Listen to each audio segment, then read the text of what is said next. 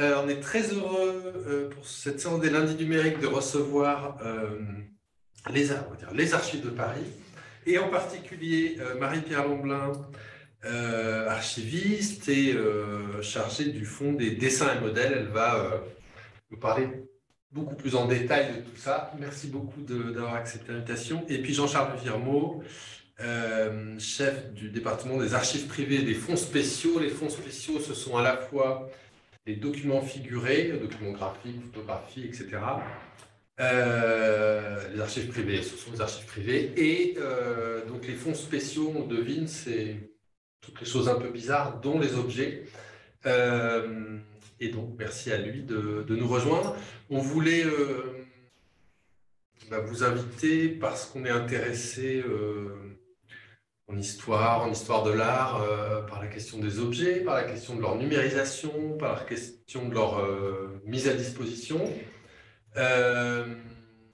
Dans les différentes interventions qu'on a pu avoir ces dernières années, on va dire, on a eu beaucoup de choses sur les images.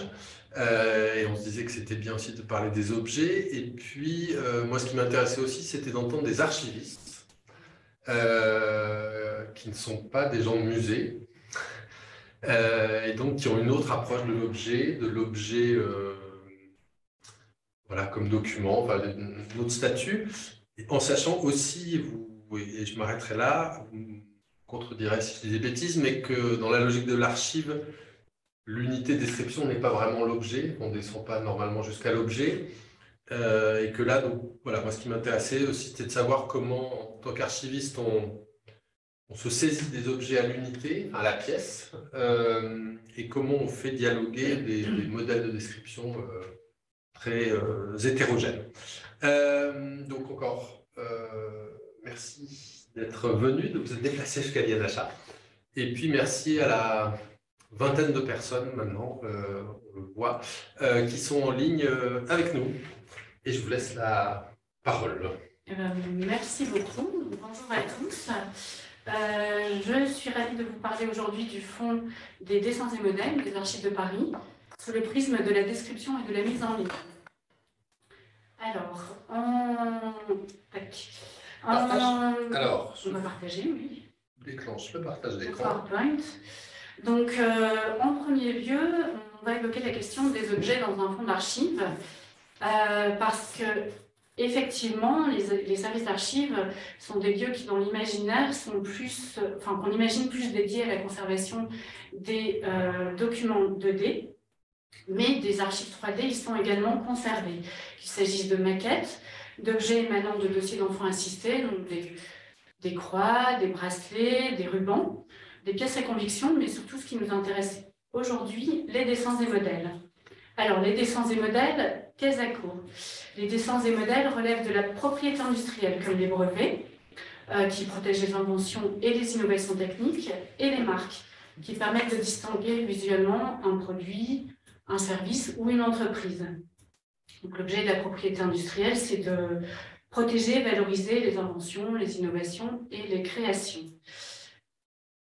Alors, les dessins et modèles, nous arrivons maintenant aux dessins et modèles. Le dépôt ou l'enregistrement du spécimen ou de l'échantillon de dessins et modèles se fait dans un lieu public. Donc, c'est une procédure administrative. Cette démarche permet à tout créateur, donc de produits industriels, artisanal, de prouver ses droits et, le cas échéant, d'engager une action en contrefaçon. Jusqu'en 1979, les dépôts se font auprès des tribunaux, les conseils de prud'homme en règle générale, et à partir de 1980 à l'INPI, Institut national de la propriété industrielle. Donc l'objet de ces dessins et modèles, c'est de protéger l'apparence des objets industriels, donc lignes, contours, couleurs, formes, textures et matériaux utilisés. Ils se présentent en 2D, des dessins, des photographies, ou en 3D, ce qui va nous intéresser ici, donc des échantillons, des modèles réduits ou des grandeurs nature. De manière assez rapide, je vais vous présenter les grandes dates et les procédures jusqu'en 1979. Donc, en 1806, le premier conseil de prud'homme est institué à Lyon, sous l'impulsion des Soyeux de Lyon, et on voit naître la procédure de dépôt des dessins et modèles auprès des conseils de prud'homme. Alors, ce qui est à noter, et ce qui est important pour nous aujourd'hui, c'est que les modèles en 3D sont assimilés par la jurisprudence à des dessins en relief. C'est pour ça qu'ils sont aussi concernés par cette procédure. En 1825, la compétence est attribuée aux tribunaux de commerce ou aux tribunaux de première instance, en l'absence de conseil de prud'homme. Pour Paris, il faut attendre 1844, c'est assez tardif, pour qu'on voit la mise en place, l'organisation des 5 sections ou greffes du conseil de prud'homme. Alors, ces greffes sont spécialisées par branches industrielles, par grandes branches industrielles, métaux et industries diverses, tissus, produits chimiques, bâtiments et commerce. Alors, une spécificité pour Paris, en 1846, les compétences sont étendues au département de la Seine, l'ancienne Seine, plus exactement, et en 1861 sont également déposés au Conseil de prud'homme de la Seine les dessins et modèles des pays ayant conclu des conventions diplomatiques de réciprocité avec la France, ce qui en fait un fonds encore plus riche. En 1909, une nouvelle loi sur les dessins et modèles est votée qui entraîne une nouvelle répartition des compétences entre Conseil des prud'hommes et ONPI, c'est l'Office national de la propriété industrielle qui va devenir l'actuel INPI et qui est créé en 1901.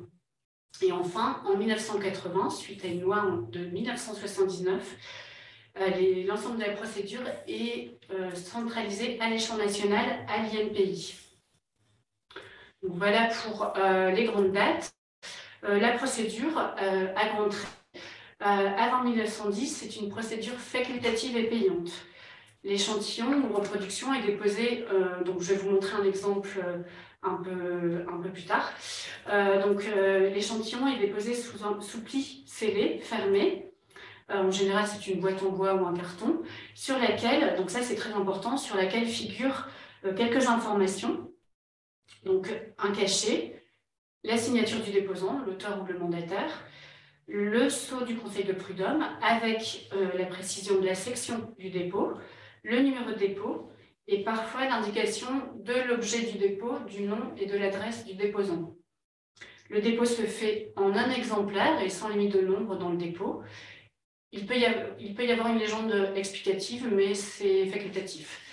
Le dépôt se fait pour une durée de 1 an, 3 ans, 5 ans ou à perpétuité et ne doit pas avoir été divulgué avant. En 1910, donc suite à la loi de 1909, la procédure est un peu modifiée et elle va rester telle quelle jusqu'en 1980 plus exactement, la loi de 1979. Donc à partir de 1910, le dépôt se fait en 2 exemplaires identiques de chaque modèle déposé et accompagné d'une légende cette fois. Le dépôt peut comprendre jusqu'à 100 dessins ou modèles qui doivent être impérativement numérotés. Les dépôts ou modèles dans le dépôt nécessitant une publicité légale au cours des 5 premières années, parce que le dépôt se fait au secret à 5 ans. Il peut être prorogé jusqu'à 50 ans maximum, ça remplace le délai de perpétuité. Donc si une publicité est légale et est nécessaire au cours des 5 ans ou une prorogation nécessaire à l'issue des 5 ans, pour 50 ans maximum, alors le dépôt est transmis à l'INPI. Alors ce qui est important de noter également, c'est que ce dépôt se fait donc au greffe du Conseil de prud'homme et est inscrit dans un registre de procès-verbal d'enregistrement des dessins et modèles. Donc, je vous ai mis un exemple ici. Donc, un exemple d'un dépôt de 1851 fait au greffe des tissus et qui concerne le dépôt d'un gant. Donc, vous voyez ici le gant, l'enveloppe. Pour le coup, ici, il s'agit d'une enveloppe et pas d'une boîte de dépôt en bois. Et la double page concernée du registre de procès-verbal. Donc c'est en quelque sorte l'état civil de ce dépôt. Donc sur le registre, on va retrouver les informations suivantes. Numéro d'enregistrement la date, l'heure et le numéro d'enregistrement du dépôt, les noms, prénoms, profession et adresse du déposant, et le cas échéant du mandataire, le titre du dépôt. Et en échange de cela, le fabricant reçoit un certificat qui rappelle le numéro d'ordre et qui constate la date du dépôt, ce qui est très important pour une action en contrefaçon. Alors, comment ce fonds est-il entré aux archives de Paris? Il faut savoir que dès la fin du XIXe siècle, l'archiviste de la Seine est très conscient de l'importance de ce fonds, de son intérêt patrimonial, et il en réfère au secrétaire général de la préfecture. Il l'informe de son souhait de prendre en charge les modèles périmés. Mais il va falloir attendre un peu pour que le fonds entre aux archives de Paris. En 39-40, on assiste à l'arrivée d'une première partie du fonds. Vous voyez l'image de gauche d'une layette d'échantillons rodiers. Donc, en 39-40, le dépôt arrive sous cette forme, sous forme de layette. Ce sont des dépôts qui concernent particulièrement les greffes des métaux, produits chimiques et tissus, et pour une période spécifique de la période 1734.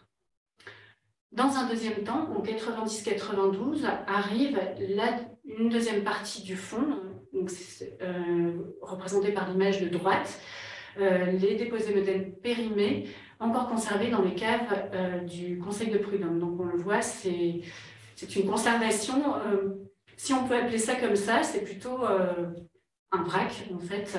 Et les archivistes de l'époque, quand ils sont allés chercher ce fonds-là, ont eu un grand courage parce que ça n'a pas dû être une mince affaire. Alors, ce qui est important de noter aussi, c'est que dans les années 70, sont versées aux archives de Paris les archives 2D du Conseil de Prud'homme liées au dépôt de dessins et modèles. Donc, ce sont les registres de procès-verbaux, ce qu'on vient de voir précédemment, mais également des répertoires alphabétiques, certificats de dépôt, etc. Ce sont des archives qui sont fondamentales pour la compréhension du fonds, parce qu'elles en sont la clé d'accès et en permettent la documentation. Malheureusement, elles sont conservées de manière très inégale suivant les greffes. Donc l'intérêt patrimonial de ce fonds est indéniable.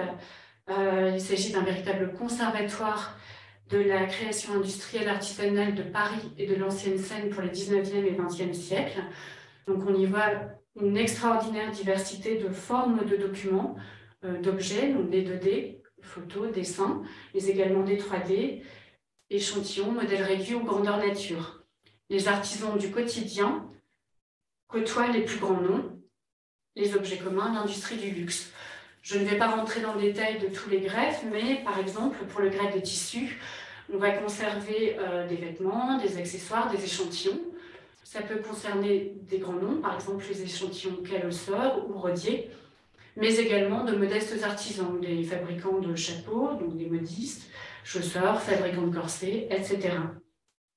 En deuxième exemple, pour le greffe des métaux et industries diverses, nous sommes très malheureux de ne conserver dans les grands noms, donc le greffe des métaux concerne le travail du métal, du bois, de l'os, etc. Et ça peut concerner des dépôts de modèles de bijoutiers, d'orfèvres, de joailliers. Ainsi, nous conservons des dépôts Van Cleef & Arpels et Cartier, mais malheureusement juste en dessin et en photographie, à mon grand regret. Donc, ce sont des documents qui émanent à l'origine d'une administration pour des besoins de gestion et de justification de droit, mais qui permettent la documentation historique de la recherche, mais aussi la création. Et ça, c'est très étonnant de voir que dans ce rapport préparatoire à la loi de 1806, il y a déjà cette conscience que l'industrie épuisée, le goût blasé viendra chercher le moyen de se ranimer. Donc dès 1806, la conscience est là. Alors, dans un deuxième temps, après vous avoir présenté assez rapide ce fonds, je vais aborder la question du traitement et de la description du fonds.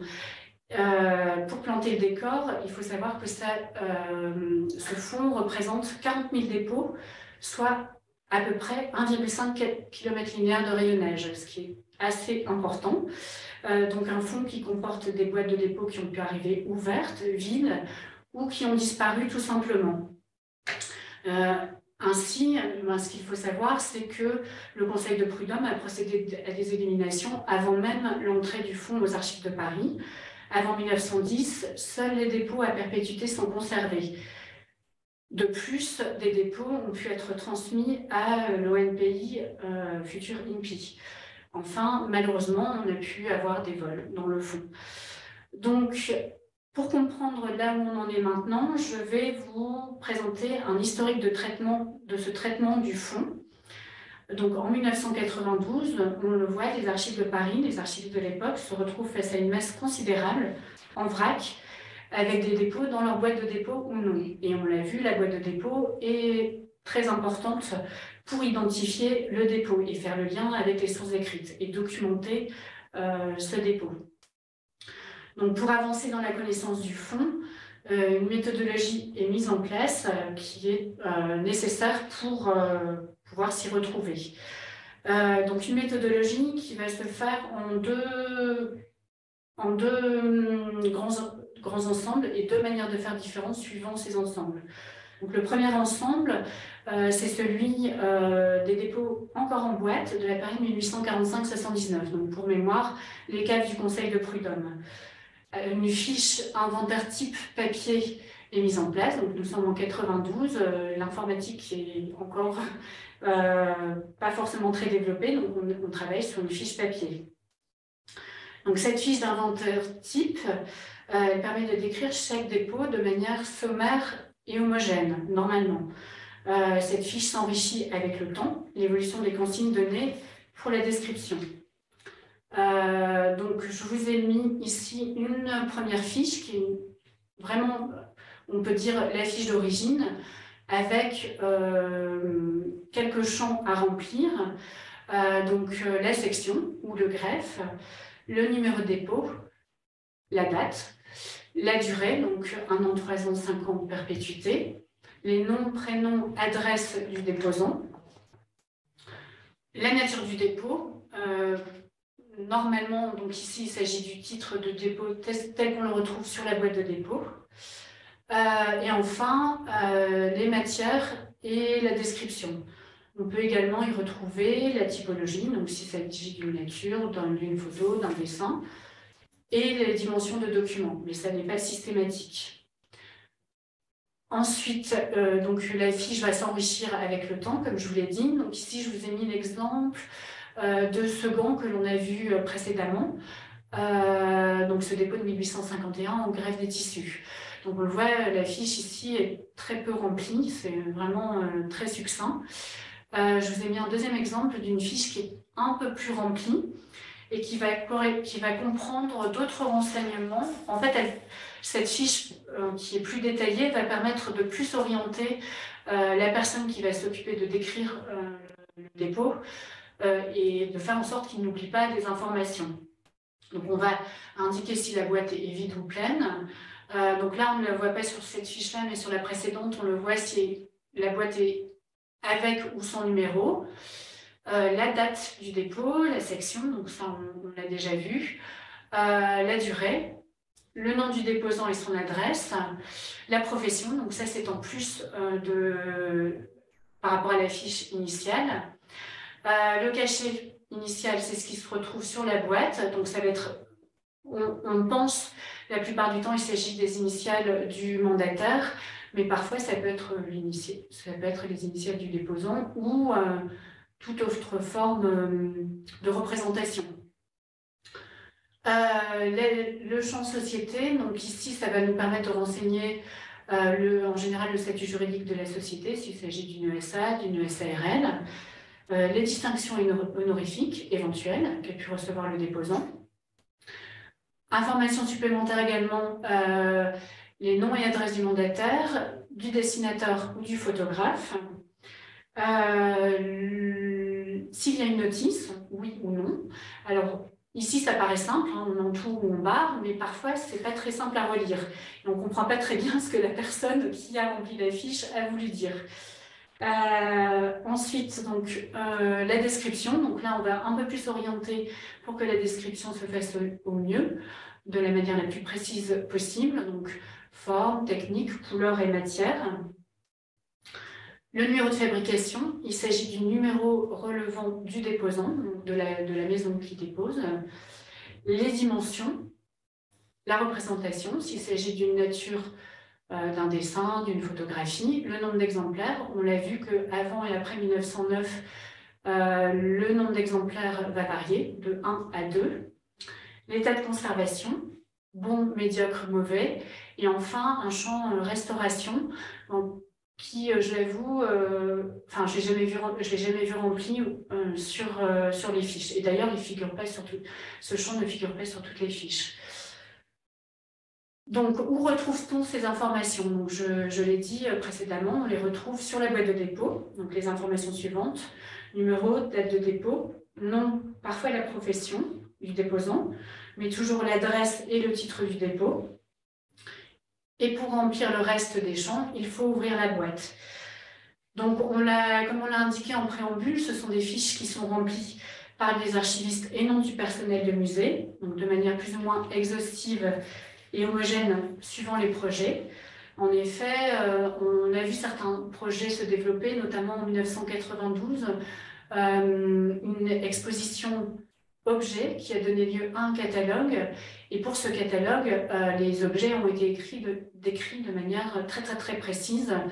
Mais ça n'est pas le cas pour tous les objets, même la majeure partie, parce qu'en fait, le but est vraiment d'avancer dans la connaissance du fond, pour ensuite revenir pour des projets un peu plus précis sur une description plus précise. Mais nous n'avons pas le temps matériellement de décrire chaque objet de manière très très très précise. Et de plus, l'autre difficulté à laquelle se sont heurtés les collègues de l'époque et à laquelle nous nous heurtons encore maintenant, c'est la grande diversité, la grande variété de supports. On l'a vu, les greffes sont très divers, recouvrent des métiers et des professions très diverses et des déposants qui déposent des objets extrêmement divers et en 2D ou en 3D. Donc la diversité de supports est très très très importante. Donc des millions, j'exagère un peu, des milliers de fiches sont donc établies afin de décrire ces boîtes de dépôt. Donc principalement le greffe des produits chimiques et le greffe des tissus, et en grande partie antérieure à 1910. Et ces fiches sont donc regroupées en boîte cochard par greffe. Donc là, on a vu ce premier ensemble des dépôts conservés en boîte de dépôt. Le deuxième ensemble, donc, qui correspond au versement de 39,40, ce deuxième ensemble comprend donc des dépôts conservés en layette, qui concernent la période 1917-1934, greffe des produits chimiques et des tissus principalement. Ce qu'il faut savoir, c'est que le Conseil de prud'homme, à l'époque, extrait les dépôts des boîtes de dépôt et met les dépôts en vrac dans ces layettes. Donc, je vous ai mis un exemple ici de layette calosseur en vrac avec photo, notice, échantillon de tissu. Donc, on imagine bien la difficulté de reconstituer ces dépôts en n'ayant plus la boîte de dépôt et donc en n'ayant plus le lien avec les sources écrites qui en permettent la documentation. Ou de manière un peu, comment dire, nécessitant une recherche. Et donc, c'est le travail qu'ont fait les collègues de l'époque, un travail impressionnant, de longue haleine. Ils sont partis des sources écrites pour reconstituer les dépôts et également des écritures figurant sur les documents au verso. En se basant sur l'encre, par exemple, en comparant les encres, vraiment, ça a été un travail très impressionnant. Suite à ce travail, ils ont élaboré, donc, ils ont reconditionné les dépôts en classeurs.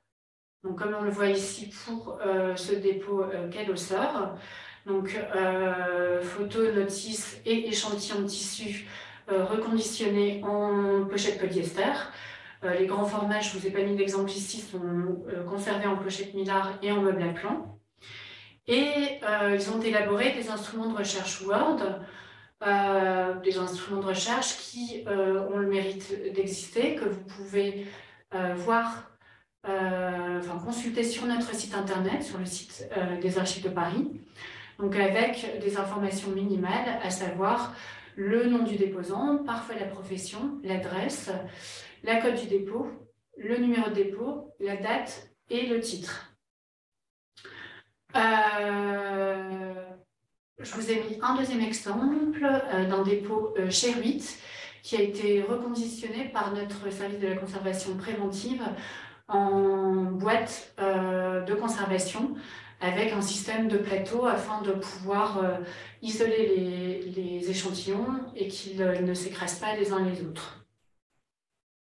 Donc ce travail de classement sur et d'inventaire des dépôts des tissus de la période 1734 est le plus abouti.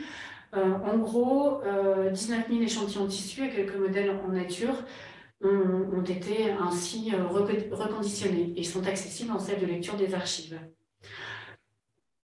Alors, donc voilà un deuxième extrait de cet instrument de recherche avec la partie des échantillons Sheruit. Alors, en 2017-2018, un prestataire est missionné afin de procéder à la saisie de ces fichiers manuels qu'on a vus précédemment, donc en boîte Cochard, et de procéder à une indexation. Donc, je vous ai mis un exemple de tableau ici. Donc, en fait, ce prestataire est donc chargé de saisir chacune des fiches. Des tableaux Excel sont élaborés par greffe qui reprennent donc les différents champs que l'on a vus sur les fiches papier en format Excel, donc avec une colonne par champ. Donc on le voit ici, donc la cote, le numéro de dépôt, la date du dépôt, le nom, raison sociale, l'adresse. Alors, je vais passer. Donc c'est un tableau, vous allez voir, qui contient un nombre de colonnes très important. Le cachet, le titre, la description complémentaire, le nombre d'exemplaires, les noms et adresses du photographe, l'état de conservation, la durée de conservation, etc., etc. Donc on va revenir à ces champs de manière plus précise ultérieurement. Donc, je reviens au PowerPoint. Donc, le but de cette mise en tableau Excel de ce fichier manuel est évidemment de pouvoir faire des recherches, ce qui est impossible avec ce système de fiches papier. Donc, notamment faire une recherche par déposant ou par adresse. Et également de permettre un lissage des données.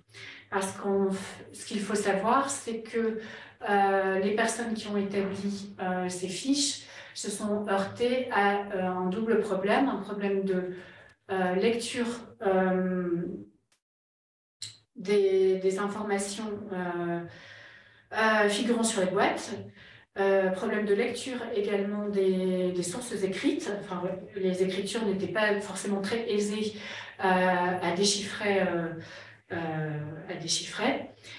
Et les opérateurs de saisie qui se retrouvent face à ces fiches se heurtent en plus à la difficulté de la relecture de l'écriture des archivistes. Donc, erreur en cascade, vous imaginez bien. D'autant plus qu'on n'avait pas demandé au prestataire qui a effectué cette saisie d'avoir recours aux documents originaux pour la relecture. Alors, donc nous avons vu les axes de travail jusqu'en 2018. À partir de 2018, un PSCE, Projet scientifique, éducatif et culturel, est établi et qui axe le travail sur deux aspects concernant la description. Donc, le premier aspect, c'est la connaissance exhaustive du fond.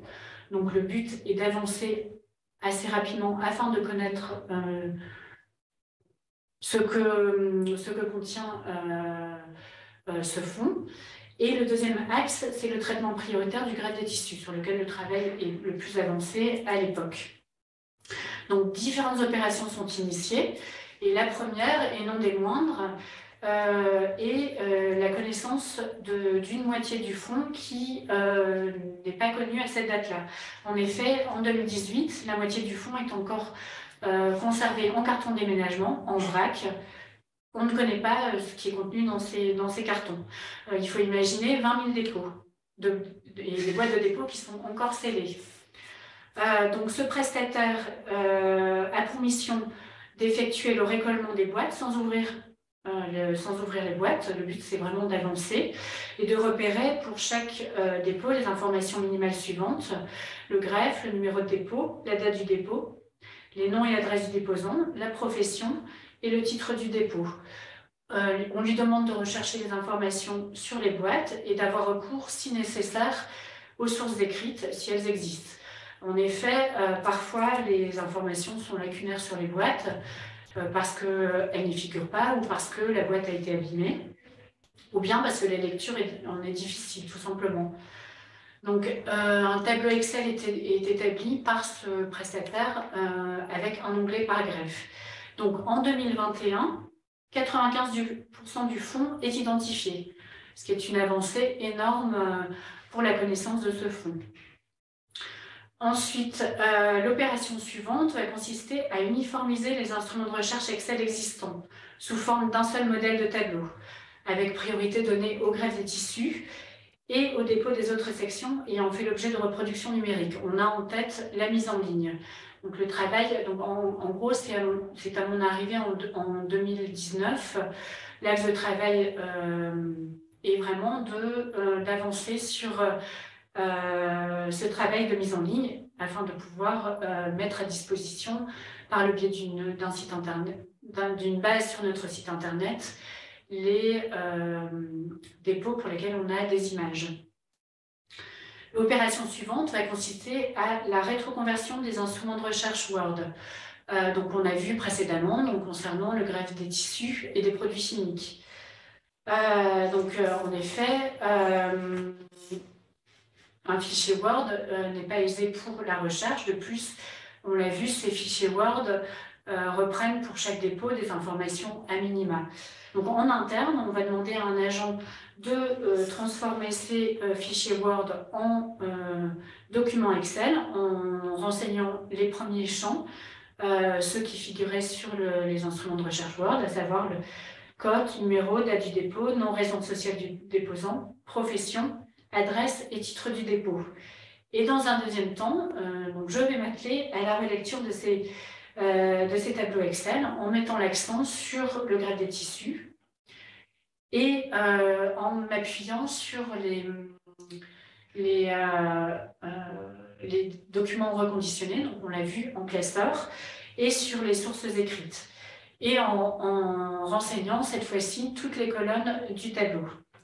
Donc la relecture est faite à 95% pour le greffe des tissus, ce qui est une grande satisfaction. Ça avance. Opération suivante, donc à partir de mon arrivée également, la relecture du fichier saisi par le prestataire en 2018. En accent sur le greffe des tissus et sur le dépôt des autres sections pour la mise en ligne, ceux qui ont fait l'objet d'une reproduction numérique. Donc le but, c'est vraiment la relecture de ces erreurs en cascade qu'on a vues précédemment, avec recours aux sources écrites et aux boîtes de dépôt de manière exceptionnelle. Le but, c'est vraiment d'avancer. Donc, d'avoir des champs de nom de déposants et adresses principalement qui soient homogènes. Parce qu'en effet, il faut savoir que avec ces erreurs de relecture et d'écriture, ou même des coquilles, tout simplement, au moment de la saisie, on peut avoir des dépôts d'un même déposant, Vuitton par exemple, qui vont être à Vuitton, Vriton, voilà. Et du coup, comment retrouver toutes les informations? À cette époque-là, ça n'était pas possible. Et le but aussi, c'est de savoir si les boîtes contiennent des natures photos ou dessins, de savoir d'avoir cette information à minima. Et pour ce tableau, donc pour celui du greffe des tissus, la reprise est faite jusqu'à l'année 58. On va jusqu'en 79 pour mémoire. Donc ça avance également. Et enfin, dernière chose, avant de s'attaquer vraiment à une description par champ, en 2018 est également mise en place une nouvelle procédure. Parce qu'en effet, il faut savoir que jusqu'en 2018, la description se fait à la boîte de dépôt et la conservation se fait à la boîte de dépôt. En 2018, une nouvelle procédure est mise en place qui induit une séparation des documents d'un même dépôt par typologie, à savoir nature, document graphique, donc document graphique, dessin, notice, photographie et contenant, donc boîte de dépôt. Le but étant d'assurer une conservation optimum des dépôts. La description se fait au niveau du dépôt et les informations sont saisies dans les différents champs du fichier Excel de manière normalisée. Alors, nous allons aborder maintenant plus en détail les champs de description. Le premier champ, donc je vais pas m'arrêter sur tous les champs, hein, je vais m'arrêter sur les champs principaux. Le premier champ, le champ numéro de dépôt, il est renseigné au format numérique, comprenant jusqu'à 5 chiffres maximum. La date du dépôt, elle est renseignée au format à l'américaine, année, mois, jour. Alors, je vais voir si j'ai pas un fichier à vous montrer qui vous permettrait de voir l'intérêt de cette méthode. Hop, voilà. Alors, normalement, vous allez voir qu'en fait, ici, ça nous permet, par exemple, d'avoir tous les dépôts de 1955, ou ici, c'est de 1954. Donc là, il se trouve que par dossier, donc par année, il n'y a pas beaucoup de sous-dossiers, mais il peut y en avoir beaucoup plus. Donc, un classement des dossiers par année, il y a des sous-dossiers par mois et par jour. Donc, c'est assez utile.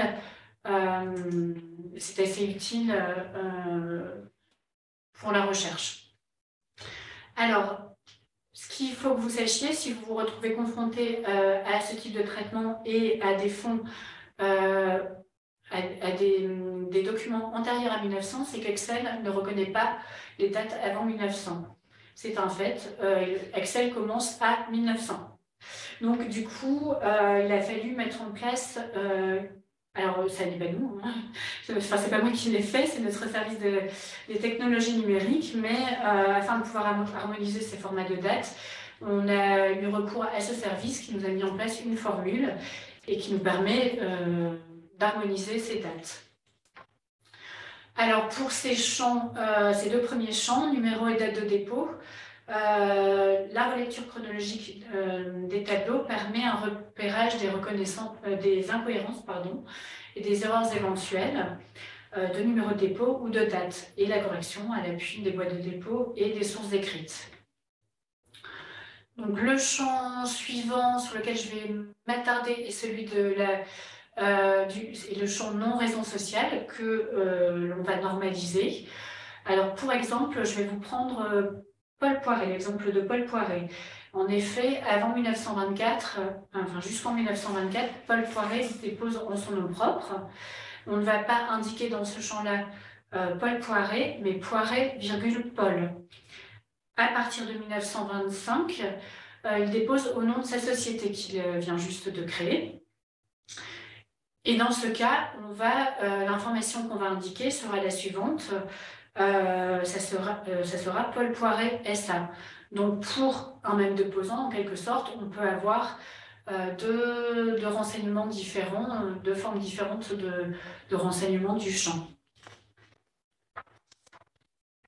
Alors, pour remplir et harmoniser au mieux, normaliser au mieux ce champ raison sociale, on a recours à des outils qui peuvent être assez intéressants.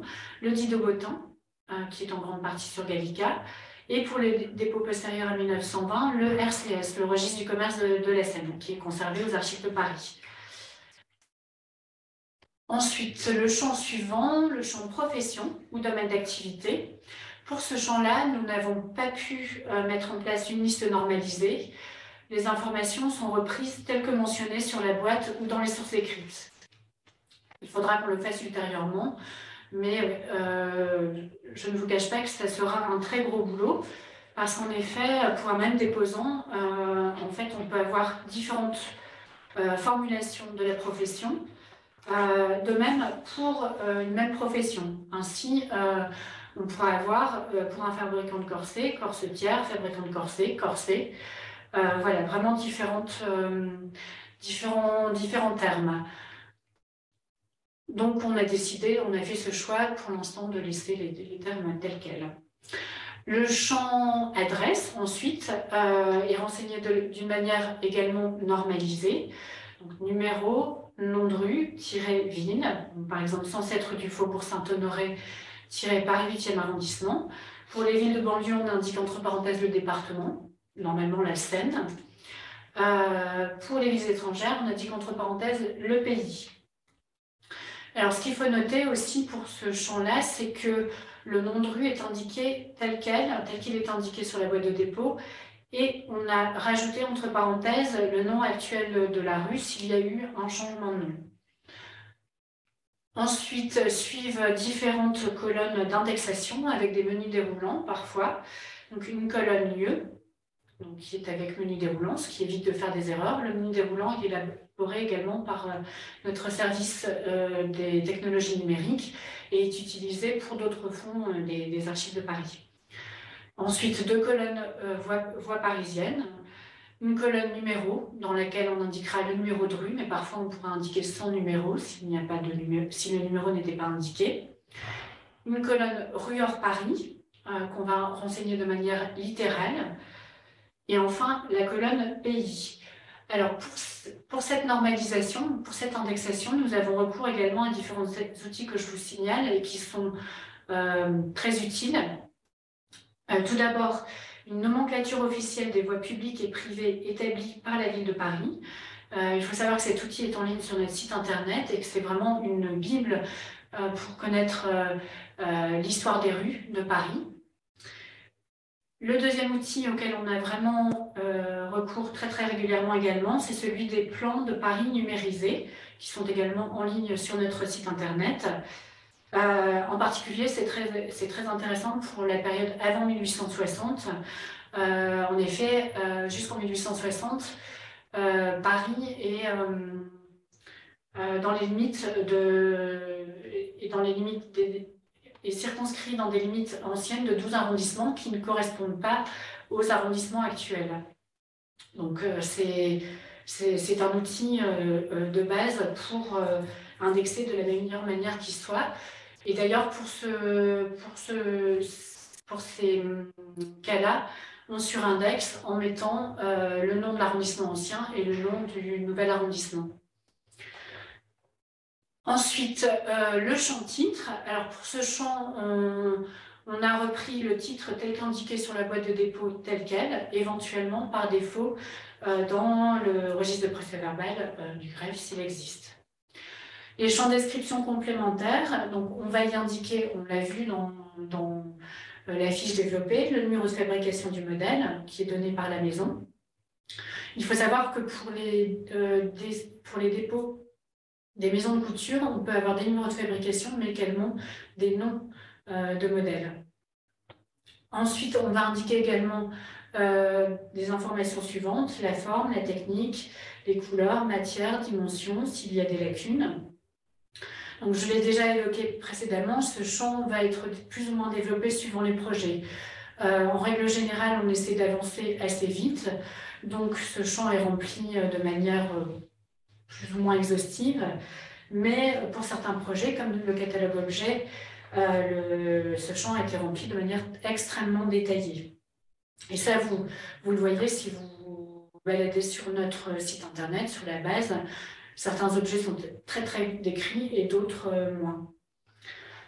Le champ nombre d'exemplaires, donc ce champ-là permet d'apporter la précision de nombre pour les modèles d'un dépôt en double exemplaire. Donc pour mémoire, les dépôts se font en un exemplaire avant 1910 et en 2 exemplaires à partir de 1910.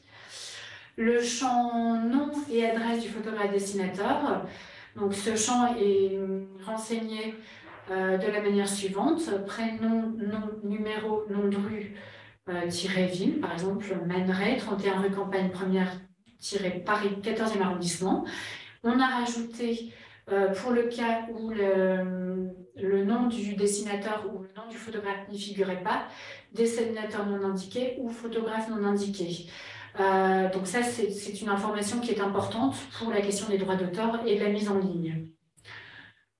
Ensuite, le champ état de conservation, donc avec 4 critères retenus: bon, moyen, médiocre, mauvais, ou non indiqué, si ça n'était pas indiqué sur la fiche papier et que le dépôt n'a pas été vérifié. Pour mémoire, on n'a pas le temps matériel d'ouvrir toutes les boîtes de dépôt. Le champ durée de conservation, donc de manière normalisée, 4 choix possibles. 1 an, 3 ans, 5 ans, perpétuité. Le champ nature du dépôt, donc tac, je passe à la page suivante. Donc pour chaque typologie, donc que le dépôt soit en nature, en dessin, en photographie, on va indiquer le nombre, les matériaux utilisés et les préconisations de traitement. Donc ça, ce champ préconisation de traitement nous permet de voir quels modèles doivent être restaurés de manière urgente et de pouvoir travailler en relation avec le service de la conservation préventive. Le champ légende va être rempli par un oui ou par un non, par un oui ou un non, ou non indiqué si rien n'est indiqué sur la fiche papier et que le dépôt n'a pas été vérifié. Et enfin, le champ nombre de légendes individualisées, parce que parfois, en fait, la légende est indiquée au verso du document. Donc ça va plus concerner les documents 2D, mais parfois ça concerne également les documents 3D. Ainsi, on a de mémoire un patron de corset, donc qui est un objet 3D, et pour lequel la légende est sur le patron de corset. Et enfin, dernier champ, le champ nom de greffe qui est rempli de manière normalisée. Donc, j'en arrive à la fin de cette partie description. Donc, vous le voyez, en fait, face à cette masse hétéroclite très importante, les archivistes qui se sont succédés ont dû mettre en place des méthodes spécifiques qui se sont adaptées avec le temps, qui se sont affinées avec le temps, afin de s'en emparer et de la traiter. Nous arrivons à la troisième partie de cette intervention qui concerne la numérisation et la mise en ligne. Alors, tout d'abord, une numérisation et une mise en ligne, dans quel but? La règle qui est suivie par les services d'archives publiques est la suivante, c'est la règle des 4 C, collecter, classer, conserver, communiquer. Donc la communication, le 4e axe, est vraiment au cœur des missions des services d'archives publiques, quel que soit le support physique ou numérique. De nombreux services ont créé des sites web et se sont emparés des réseaux sociaux. Et très souvent, ce que l'on remarque, c'est que les documents qui sont mis en ligne sont des documents 2D et principalement des documents qui permettent la recherche généalogique. Parfois des documents iconographiques, encore plus rarement des archives orales ou audiovisuelles, et les objets, c'est encore plus rare. Donc, quand nous nous sommes attelés à ce projet, nous étions vraiment dans de... je ne vais pas retrouver le bon terme. Voilà, il a fallu innover et inventer. Voilà. C'est pas vraiment le bon terme, mais j'essaie d'exprimer ce qu'on a ressenti face à ce projet. Le principe des archives issues d'un processus administratif, c'est la libre communicabilité pour ce qui ne l'est pas. Donc, en général, il s'agit du délai de communicabilité, protection de la vie privée, entre autres. Mais également, ce qui nous intéresse ici, la protection du document, une conservation préventive optimum. Les licences et modèles sont des archives qui, par principe, sont librement communicables. Mais les services d'archives qui accueillent à 95% des documents 2D sont peu formés et surtout peu équipés afin d'en permettre la communication. Ce sont des documents qui sont vraiment à la croisée des archives et des musées. Donc, en règle générale, effectivement, on a peu les moyens de communiquer ces documents, surtout les documents 3D. On les communique principalement pour des expositions. Donc c'est un fonds qui est peu connu du grand public, mais qui est quand même connu des chercheurs de différentes disciplines. Et la solution a été bien évidemment de mettre en ligne par le biais d'une base. Et ainsi, on a assuré la préservation de ces documents. Donc ce travail, cette mise en ligne n'a été possible qu'avec la rétroconversion des instruments de recherche. On en a parlé précédemment, parce qu'avec un instrument de recherche Word, ça n'est pas possible, on ne peut rien faire. Et grâce à la numérisation. Et une fois numérisé et les documents de substitution mis en ligne, on peut ainsi retirer les documents originaux de la consultation en salle de lecture et les préserver. Alors l'exemple le plus probant que je puisse vous présenter, c'est une partie de ce fonds qu'on a mis en ligne il y a peu. Il s'agit du fonds Calosor qui depuis 10 ans n'était plus communiqué au public parce que des photos photosensibles. Donc la numérisation nous a permis de nouveau de communiquer ce fonds au public et on en est très heureux. Alors, quel corpus d'images numérisées avons-nous pu mettre en ligne? Un premier ensemble des images provenant des activités de l'ancien laboratoire photographique. En gros, ces images, ce sont les images qui ont été réalisées pour le catalogue objet. Donc, il s'agissait de diapos, hectares, négatifs, qui ont été numérisés en 2016. Alors, ce qu'il faut savoir pour ces prises de vue, c'est qu'elles ont été réalisées pour un catalogue et non pour une mise en ligne, pour une base de données documents. Donc, normalement, pour une mise en ligne de documents ou d'objets, le but va être de matérialiser l'objet, donc de le prendre sous différents angles et d'en montrer les détails. Là, malheureusement, même si ces photos sont magnifiques et qu'elles ont donné lieu à un catalogue qui est superbe, pour certains modèles ou pour certains dépôts, en fait, on a juste une image. Ou parfois, on peut avoir une image pour tous les modèles dans le dépôt, voire une image pour plusieurs dépôts. Et parfois même, tous les modèles dans le dépôt n'ont pas été photographiés. Donc, ça a le mérite d'exister, mais il nous manque quelques images parfois. De plus, le souci qu'on a rencontré sur cet ensemble, c'est que le nommage des fichiers à l'époque n'était pas normalisé. Donc, vous imaginez bien la problématique de faire le lien entre l'image et la ligne descriptive correspondante. Je vous montre un peu comment ça se présente. L'endroit où on indique les noms d'images. Et l'intérêt, pardon ? Il faut qu'on fasse attention alors. Alors, je vais me dépêcher. Non, mais vas-y. Donc, du coup, on va revenir à ça. Donc, un deuxième ensemble des images produites dans le cadre du programme de numérisation des archives de Paris ou d'opération de mécénat. Donc, il s'agit d'images ayant trait au dépôt de modèles maison de couture. Alors, pour que cette mise en ligne puisse être faite, on a dû remettre en forme les tableaux Excel. Il faut savoir en effet que ces tableaux Excel se sont construits au fur et à mesure, parfois pour des destinées différentes. Donc, on a retravaillé sur ces tableaux Excel pour faire en sorte qu'ils soient harmonisés et que pour chaque tableau, la colonne A corresponde à la cote, la colonne E corresponde à la date de dépôt. Donc le but étant que le formulaire de notre base image pointe vers les mêmes informations et que les informations soient listées. On a dû rajouter des colonnes pour que cette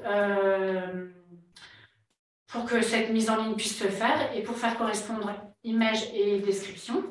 Donc une colonne reproduction à laquelle on répondait par oui ou non, indiquant si le dépôt ou modèle dans le dépôt avait fait l'objet d'une prise de vue. Deux colonnes image début, image fin. Une colonne crédit qui permet de créditer le photographe ayant réalisé la reproduction photographique. Et enfin, une colonne droit de diffusion. Parce qu'en effet, certains documents, certains dépôts sont consultables en ligne et d'autres uniquement aux archives de Paris pour des raisons pour se conformer au code de la propriété intellectuelle et suite à des accords conclus avec les sociétés mécènes. Et donc, nous allons arriver à la base. Tac, voilà. Alors...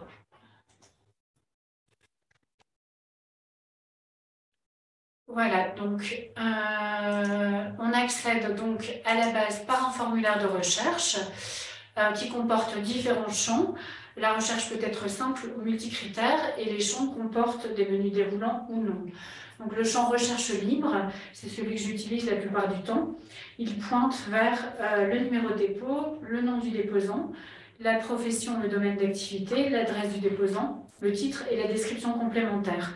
Donc, je vous mets un exemple. Par exemple, en tapant le début de mots verts, ça nous permet d'avoir accès donc,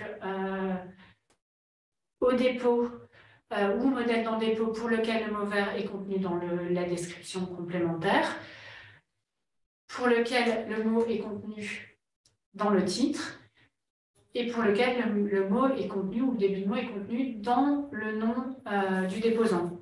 Donc voilà, un accès par cette recherche libre. Alors ensuite, un accès par le greffe, donc avec un menu déroulant. Donc on sélectionne le greffe qui nous intéresse. Un accès par année ou par fourchette d'année ou par date précise. Par exemple, 1939. Non, je me suis trompée. Je me suis trompée dans ce que j'ai rempli. Il semblerait. Ah, c'est parce que j'ai pris le verrouillage. Donc 1939, ça nous donne accès à ce dépôt Vuitton. Et si je modifie ma recherche en indiquant ici septembre 1939,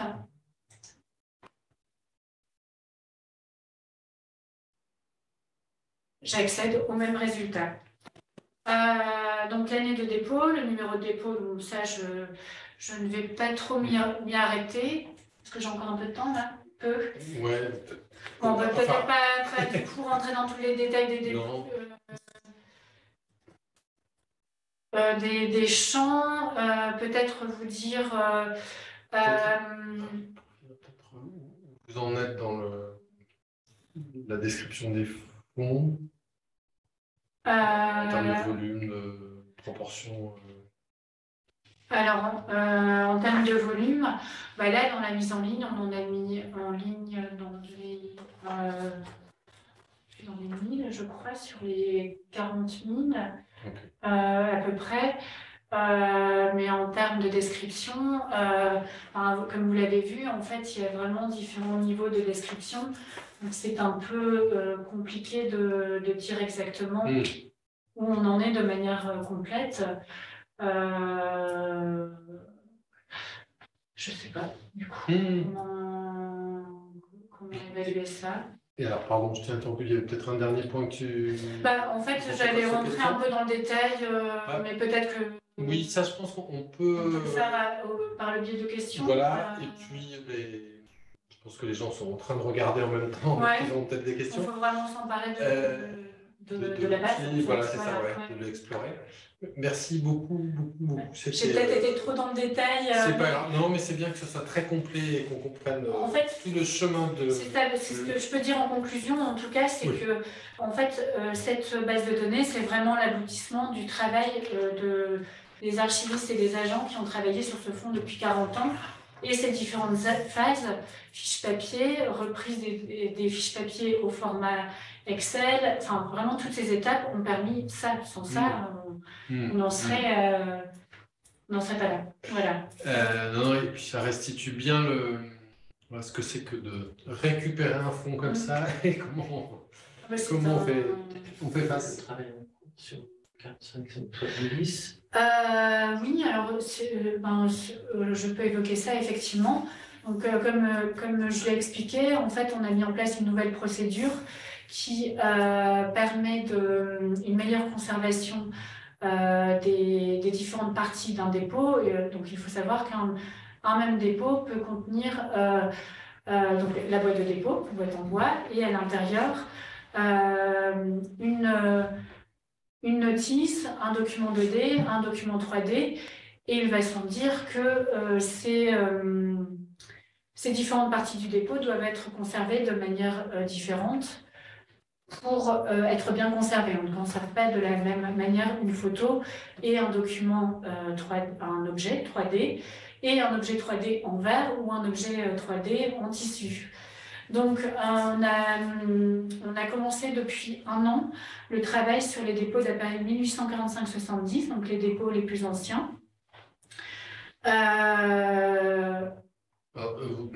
Voilà. Pardon. Donc on travaille là-dessus, donc vraiment sur toutes les étapes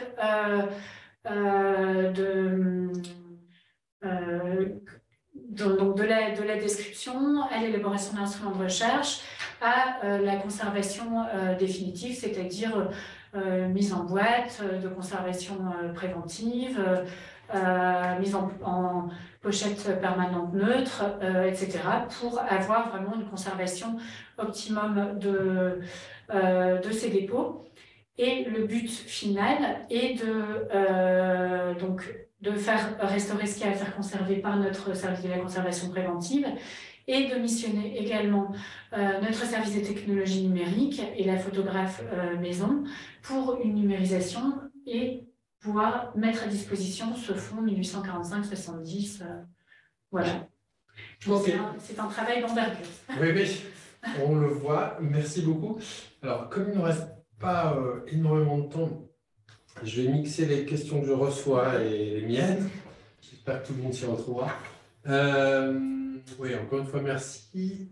Il y avait une première question sur est-ce que vous avez dialogué avec les musées Bien pour sûr. préparer et alors justement avec lesquels, comment, sur la description, les matériaux, etc. Enfin... On a travaillé, alors c'est plus pour la conservation préventive en fait.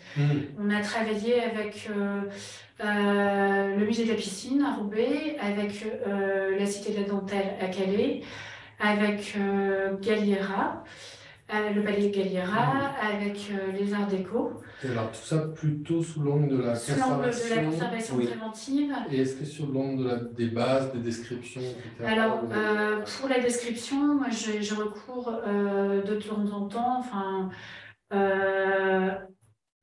à la base par musée en fait, pour voir comment décrire, comment bien indiquer les mesures. Voilà, je me base là-dessus en fait. Voilà. Et parce que effectivement, c'était souligné ça. Question la culture de description des objets dans les musées est par définition différente. Et c'est pas du tout, c'est juste de logique et de voilà, vous l'avez dit au début, j'en suis très heureux. Le premier projet, c'est de mettre à disposition le maximum d'objets le plus rapidement possible sur cette base. Je me demandais aussi, je ne sais pas après, quel est le positionnement sur ça. Alors attendez, je vois que des gens ont levé la main, mais je ne peux pas vous faire parler. Si vous pouvez poser vos questions dans le chat. Voilà. Et j'en ai deux qui arrivent. Je vais voir. Je finis ma question et j'en ai d'autres qui arrivent. Sur la partie financement puisque j'ai cru deviner vous avez parlé de mécénat à un moment. Des opérations de mécénat, oui. Ouais. Et alors, du coup, ça veut dire plutôt, j'imagine, du luxe et du... Dior et Champêtre. Ouais, voilà. Ok. Et quelle est la politique, peut-être plus généralement, de l'Archive de Paris sur ça, sur ce mécénat et comment... Alors, c'était plus les opportunités faites Dior et Jean Patou. Parce qu'on n'a pas, effectivement, on n'a pas pour le moment lancé, on n'a pas lancé une opération de grande envergure sur le mécénat. Nous avons suivi des formations avec Marie-Pierre, donc pour un petit peu connaître un petit peu les différents grands principes. Mais pour le moment, on n'a pas. Voilà, c'est vrai que nous sommes tellement pris par on va dire, le quotidien. Et, voilà, D'accord. Voilà les deux priorités actuelles qui sont le traitement du fond de la période 1845-1870 dans son exhaustivité, avec, comme a dit Marie-Pierre, un traitement vraiment complet hein, qui va non seulement de la description, mais également à la conservation. La bonne conservation des documents et le conditionnement, et la numérisation derrière, enfin les prises de vue, en l'occurrence, ça peut être les deux, ça peut être numérisation ou prise de vue pour les objets numériques. Voilà. Et puis en parallèle, nous continuons quand même d'alimenter La numérisation est plutôt pour le 2D, puisque là, on a déjà des maisons de couture. C'est vrai que on va dire, c'est un domaine qui est particulièrement connu chez nous. Donc là, et qui est pas mal avancé. Donc, on a numérisé plusieurs fonds de maisons de couture. Enfin, là, plutôt, on reste sur du 2D. C'est des dessins ou des photographies, puisque Parfois des échantillons. parfois des échantillons, Ça. voilà, qu'on peut trouver en ligne, hein, donc Paquin, Jean Patou, Dior, Vionnet, Madeleine Vionnet, bien sûr, et puis le Calosseur dernièrement. Mm. Ouais. Et donc là, on poursuit, par exemple, on a d'autres maisons de couture en vue. Donc là, on est en train de numériser. Voilà, donc ça, c'est une grosse opération de numérisation. C'est un financement Ville de Paris. Ville de Paris, oui, avec un marché. On a un marché, en fait, on a un marché de numérisation avec la direction des affaires culturelles. Et donc, vraiment une volonté du coup voilà. de voir tout ça. Voilà. Donc ça, c'est nos deux axes. On a deux axes de travail actuellement. Donc c'est effectivement là, depuis un an, donc là, je pense que ça va encore pour terminer la période de l'exhaustivité de 1845 à 1870. Et puis là, on poursuit la numérisation, on va dire, de masse, puisque c'est à chaque fois, ces fonds de couturiers, c'est des milliers de modèles à chaque fois. Donc pour alimenter, pour à la fois, entre guillemets, ça permet d'alimenter la numérisation du marché de la DAC en partie. Voilà. Okay. Vas-y. Non, je disais qu'on on continue les relations avec des maisons qui ont besoin de récupérer les images, mais le cas auquel on a été confronté entre guillemets il y a peu était relatif à tellement peu de modèles qu'on a décidé de le faire en interne et de voilà. Okay. Et alors oui, ce que je voulais dire aussi, c'est que par rapport à la mise en ligne, ça c'est important, sociétés mécènes, en fait, donc on a des accords avec les sociétés mécènes qui qui sont propriétaires des images et qui nous donnent les images. Nous restons propriétaires des documents d'archives, évidemment, mais les sociétés mécènes sont propriétaires des images et nous les donnent et nous permettent la mise en ligne sous certaines conditions. Et donc on peut voir, je vais quand même vous le montrer ici, par exemple pour Jean Patou, si on regarde de chez soi, donc en internet, on a accès à ce petit œil qui nous dit image consultable uniquement en salle de lecture. Ça, vous n'avez pas réussi à imposer le fait que ce soit en... non, en fait, c'était un accord. En fait, c'était un accord dès le début. Voilà. Dès le début, dans le cas présent, c'est pour. En fait, c'est une exclusivité entre guillemets de 5 ans. D'accord. Ok. Voilà. Donc, dans les 5 ans. De gestion de... Voilà. Quand les 5 ans sont passés. Barrière mobile, on va pouvoir les mettre en ligne. D'accord. Sur le formulaire, on peut cocher oui pour ne voir que les images visibles en ligne et être moins frustré. Alors, il y a pas mal de questions, en fait, j'essaie de synthétiser. Première question de Sophie Grasse, qui demandait quel type de recherche vous voyez se développer à partir de ce fonds, qui sont les chercheuses et les chercheurs qui viennent vous voir Les chercheurs qui font des recherches sur des maisons en particulier, ou sur des maisons en particulier, ouais. Et puis aussi des personnes qui relancent des maisons et qui veulent voir les modèles. Ça, j'ai eu ça il n'y a pas longtemps, c'est chouette. Qui viennent voir les modèles pour s'en inspirer. Jean Patou, c'était ça en fait, pour créer une nouvelle collection, et ça c'est plutôt sympa. Voilà, mais surtout effectivement des demandes de recherche de chercheurs sur des maisons en particulier et des demandes de maisons qui veulent compléter leurs connaissances avec des fonds d'archives. Certaines n'ont pas de fonds d'archives en fait. C'est quand même un fonds assez complet et riche. Double question aussi, qui était à la fois, est-ce que vous avez envisagé de numériser en 3D les objets ou certains objets?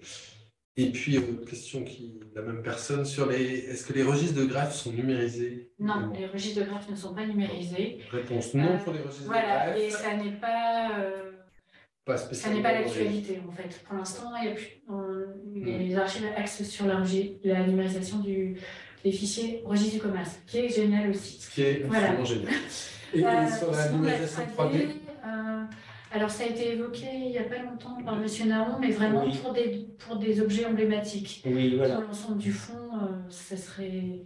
Mais enfin, notre directeur il m'en a parlé il y a peu. En fait. Voilà, mais effectivement, c'est plus une idée, voilà, en ce moment, mais sans avancer. Enfin, ça veut dire ça ça serait bien. plutôt une idée de la en termes de communication, de valorisation plutôt que de. Ouais. Je me rappelle une discussion qu'on a eue il y a quelques années, et effectivement la conclusion était que il fallait avancer. Voilà, et que la 3D en termes de production, de coût de production et de coût aussi pour faire tourner des moteurs pour lire de la 3D en ligne, tout ça faisait que c'était hors de portée d'institutions, comment dire, solides et pérennes, mais pas nécessairement riches. Mais dire ça comme ça. C'est ça. Mais effectivement, il y pense, mais il n'y a pas d'avancée pour le. D'accord. Alors après, il y a des questions très très précises, très pratiques. Ce que je vous propose, vu l'heure, c'est que je m'adresse notamment à Rossella Froissart, vous m'adressiez un mail et puis je transférerai si ça vous va. Parce que là, c'est vraiment des questions très précises sur certaines marques, etc. Des demandes de recherche. Voilà, des demandes de recherche en fait. Envoyez. Donc voilà, je transférerai si ça vous va. Pas de problème. Je me demandais si vous voyez que ça a déclenché des envies d'exposition, parce que d'un coup, je témoigne là aussi pour des gens qui sont publics, on découvre qu'il y a un énorme volume d'objets, y compris d'objets très quotidiens, vous l'avez dit au début, qu'on voit finalement pas beaucoup ailleurs, sauf chez les antiquaires. Est-ce que ça, voilà, cette présence et le fait de découvrir qu'il y a ces 40 000 objets pas plus. Moi, vous êtes associé à l'exposition, il y a des perspectives on l'est, mais j'ai pas l'impression que la mise en ligne ait changé. Quelque chose pour l'instant? Non, en fait, on reste sur vraiment. Ok, quelque chose de régulier. On est sûr que ça fait combien de temps que la base est en ligne? Un an. Un an? À peu près un an, ouais. Oui, c'était mars dernier, un peu moins d'un an. Un peu moins d'un an. Ouais. Peut-être attendre les effets. Est-ce qu'on va s'arrêter là? Est-ce que vous avez... Oui, si je pourrais bien sûr. signaler qu'on a une masse, donc, comme disait Marie-Pierre, on a ce que l'on voit là, c'est la partie immergée de l'iceberg. C'est qu'une sélection, bien évidemment, très, très mince. Et c'est que la grosse, qu'on a une énorme quantité de dépôts donc, qui ont été par exemple récollés par un prestataire sans ouvrir les boîtes. C'est que nous ne pouvons pas forcément satisfaire toutes les demandes. C'est que des fois il y a des gens qui est-ce que vous avez tel ou tel déposant, etc. Effectivement, les questions peuvent être tellement diverses. J'ai eu une demande, par exemple, sur les jeux de pions. Et bien, les jeux de pions, il n'y en a pas beaucoup. C'est à ce moment-là qu'on s'est rendu compte que, en fait, on ne pouvait pas tout sortir, sinon... non. Et là, il fallait quasiment recruter une personne pour faire que ça. Tout sortir sera ma dernière question. Très, très intéressée. On peut commander des objets, les faire venir en salle de consultation ou c'est pas... Non, du coup, c'est un rendez-vous.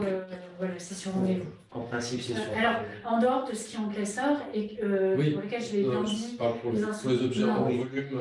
Non. C'est vraiment un rendez-vous spécifique. Et c'est pour ça qu'on peut pas, on n'a pas les moyens humains de... Et là, pour le coup, on rejoint plutôt le milieu des musées. Les musées, des objets qui sont en réserve. Là, nous, c'est un plutôt. On va dire que du coup, la réponse à ce type de demande devra nous permettre également une meilleure connaissance du fond. Voilà. Oui, ok. Si je réponds pas à côté, en fait. C'est ça, c'est que nous aussi, ça nous permet d'avancer sur notre connaissance du fond. Bon, je vérifie que je n'ai pas oublié de questions. Les questions que je n'ai pas transmises sont des questions très précises. Je vous propose donc de vous les Bien sûr. transféré par mail. Et ben on va s'arrêter là. Merci beaucoup, beaucoup. C'était un panorama très complet et très clair. On a envie de suivre ça, puis de voir effectivement comme ce que ça donnera. Est-ce qu'en l'état, on peut utiliser les images par exemple, qui sont sur la base dans des recherches, etc. Il n'y a pas de difficulté. Les images disponibles en ligne sont utilisables. Il faut mentionner effectivement l'origine archive de Paris, le nom de la personne qui a fait cette reproduction, donc crédité. Et puis, effectivement, en termes de droit d'auteur, c'est à la personne de s'assurer que, normalement, ce qui est mis en ligne, on est OK pour ce qui est mis en ligne, en principe, au niveau du droit d'auteur, c'est bon. Sinon, on va pas faire. Ok, très bien. Merci beaucoup. Merci donc à toutes celles et tous ceux qui étaient en ligne aujourd'hui. Et donc, on se retrouve le 13 février pour parler du projet Espadon avec Vincent Detal et Romain Thomas. Donc, le 13 février à la même heure. Bon après-midi à tout le monde. Et encore merci beaucoup. Merci à vous. Au revoir. Au revoir. Au revoir.